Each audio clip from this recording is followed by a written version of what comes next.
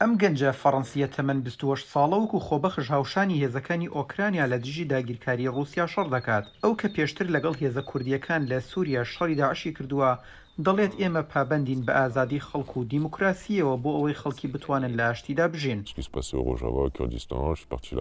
هەروەها دەژڵێت من خوێندنی دواناوەندیم تەواو نەکردووە، خوێندنم بەجێهێشت بۆ ئەوەی خزمەت بکەم. کاتێک زانیم لە ڕۆژاوا لە کوردستان چی ڕوودەدات، ڕۆشتم بۆ ئەوێ و هەرگیز وازم نەهێنا. هەمیشە بەردەوام بووم لە هاوکاری، هەمیشە کارێک هەیە کە دەتوانین ئەنجامی بدەین.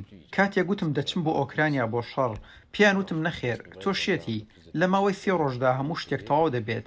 ئەمە شەڕی داعش نییە، شەڕی تورکیا نییە، تۆ نەخۆشی، ئەمە ڕووسیایە. بەڵام هۆکاری چوونم بۆ شەڕی ئۆکرانیا هەمان شتە. من دوێنێ ئامادە بووم دژی داعش و تورکیا بمرم، دەبێ ئامادەش بم گیانی خۆم بەخت بکەم بۆ ئازادی لە دژی ڕووسیا. پێر ناوی خوازراوی ئەم گەنجە خۆبەخشەیە. ئەو باز لەوە دەکات کە براکەی پێی دەڵێت ئێستاش دەتوانی بگەڕێیتەوە. من پێی دەڵێم نەخێر، من کە هاتووم بۆ ئێرە یان سەر دەکەوین یان بە پێچەوانەوە. ئەمە گەشت و سەیران نییە خەڵکی بێن و بڕۆن.